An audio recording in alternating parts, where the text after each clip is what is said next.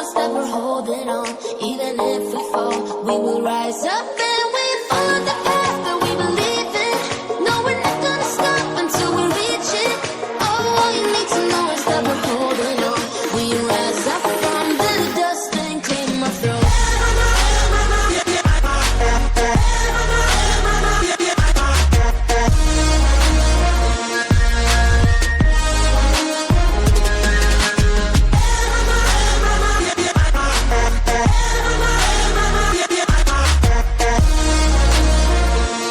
Hello everyone, welcome back to our channel. तो कैसे हैं आप सब लोग, ये बताइएगा जरूर। और हम लोग भी अभी थोड़ा पहले से तो ठीक है।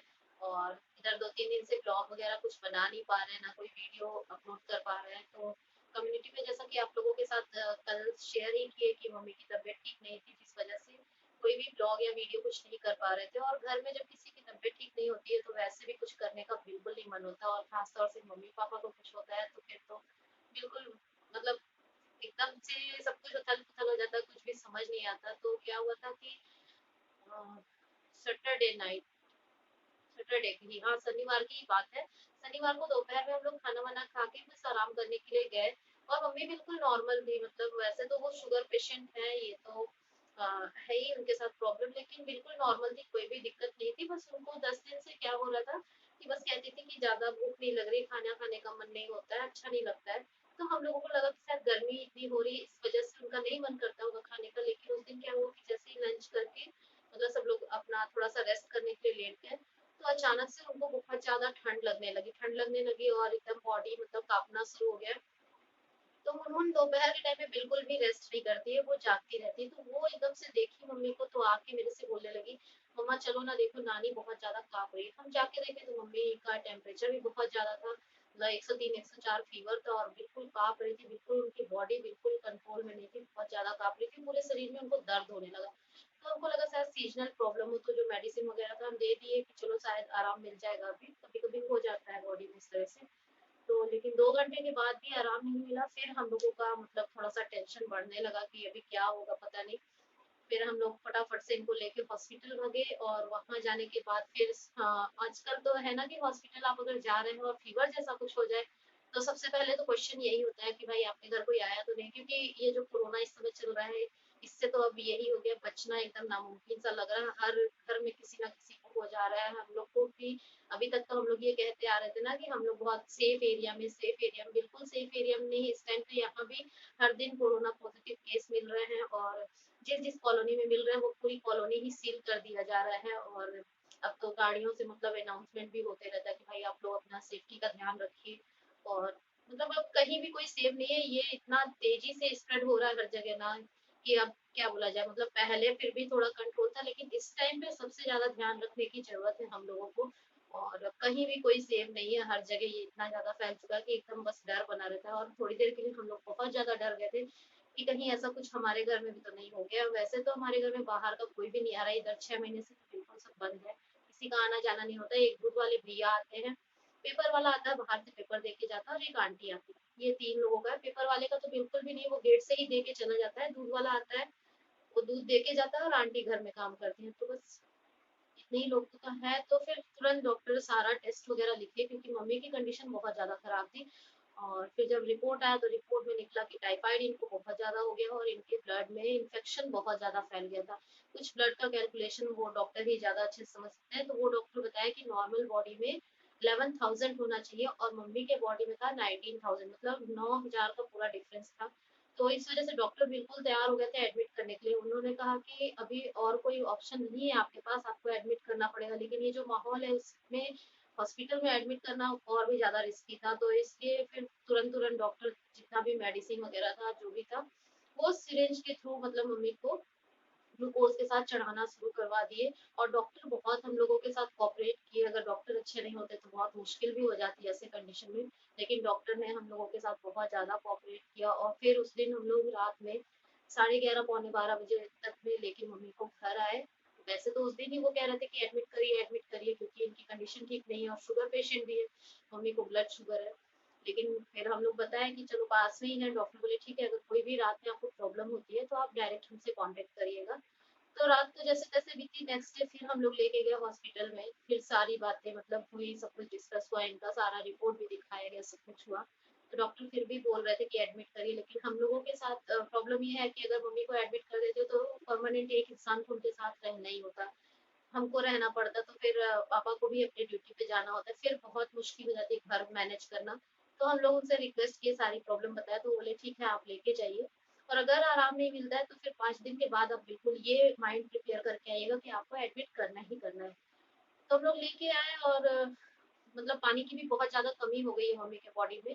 वैसे तो वो पानी बहुत ज्यादा पीती है, आप लोगों को कई बार ब्लॉग में दिखाया भी, एक वो जो लस्सी वाला ग्लास होता है ना, बड़ा वाला, उस ग्लास में मम्मी पानी पीती है। मम्मी पानी बहुत ज्यादा पीती है, मतलब चाहे सर्दी हो चाहे गर्मी हो, मम्मी पानी अच्छे से पीती है, लेकिन फिर भी पानी की कमी भी हो गई।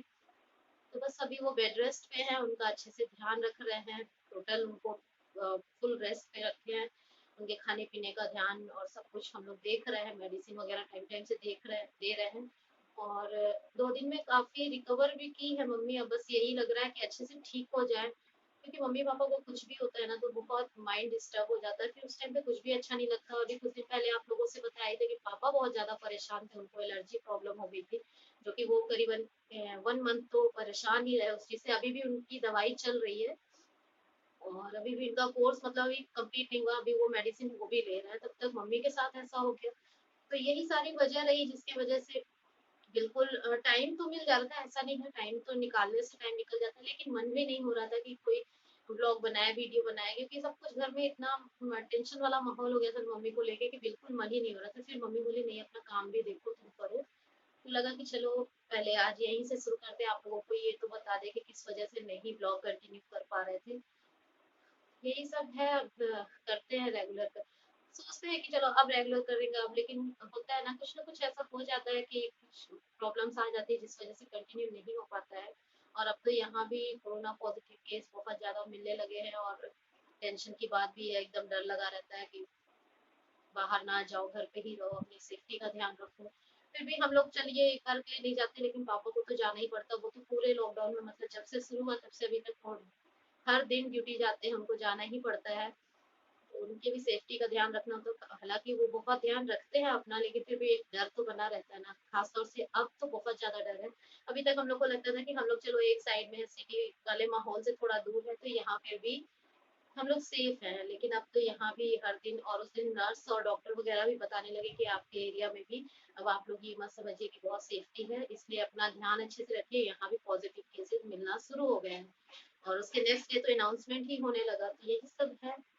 और उन्होंने बहुत सुंदर सी एक मंडाला ड्राइंग बनाई है, और वो इतनी सुंदर पेंटिंग, मतलब पेंटिंग नहीं है, स्केच, इतना सुंदर है कि मतलब दिल खुश हो गया। फर्स्ट टाइम मतलब पहली उसकी वो मंडाला ड्राइंग है, और बहुत अच्छा स्केच की है। और 3 से 4 दिन, कितने दिन लगे उन्होंने?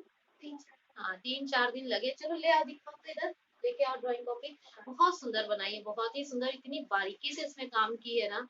और सबसे ज्यादा तो उसमें मेहनत लगा है कि वो जो पेंसिल का स्केच जो था वो शार्प कर करके तब वो पेंसिल से पूरा बनाई है। आओ तुम आओ, इतना सुंदर बनाई है, आपको दिखाते हैं। ये देखिए, इसकी बारीकी आप देखिए, हम आपको दिखाते हैं।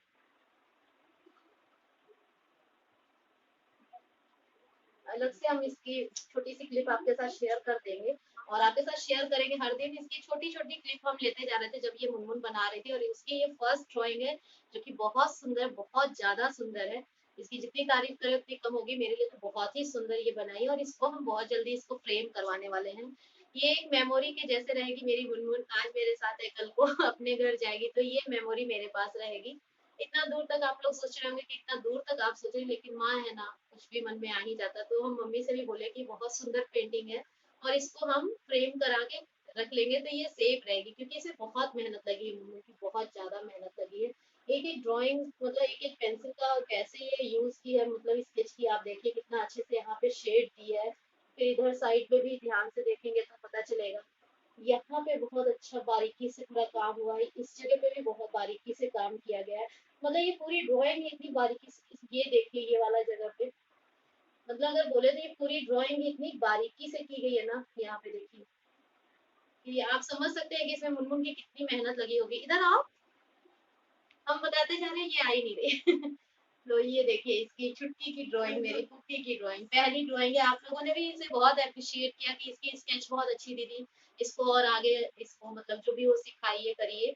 और हिमानी ने एक बार कहा था कि दीदी आप इसको और भी अच्छे से इम्प्रूव करने के लिए यूट्यूब से भी देख के आप इसको बताते रहिए।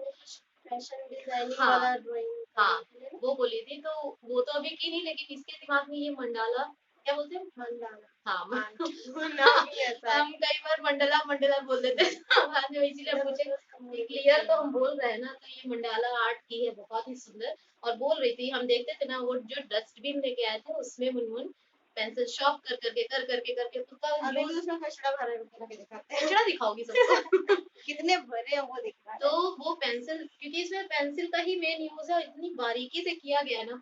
ये देखिए, यहाँ पे देखिए कितना बारीकी से यूज किया गया है। तो ये देखिए कितना शार्प करना पड़ता है पेंसिल। एक पेंसिल खत्म हो गई होगी पूरी। नहीं खत्म तो नहीं होगी, छोटी जरूर हो गई है। बहुत मेहनत लगी है मेरी मुन्मुन की इसमें, बहुत अच्छा ड्राइंग की है। ये पेंसिल स्केच, ये मंडाला आर्ट बहुत ही खूबसूरत है। और अगर ऐसे ही रहा तो इसको सच में और बनाएगी ना। हाँ। अभी इसको और इसको भी बना के बहुत अच्छा लगा। ये इसकी पहली इस तरह की मतलब स्केच है ना। हाँ। तो आप लोगों को कैसा लगा, आप लोग भी बताइएगा जरूर। हमको तो बहुत पसंद आया, हम लोग को सबको ये बहुत अच्छा लगा। आप लोग भी बताइएगा। हम दिखा चुके हैं बेटा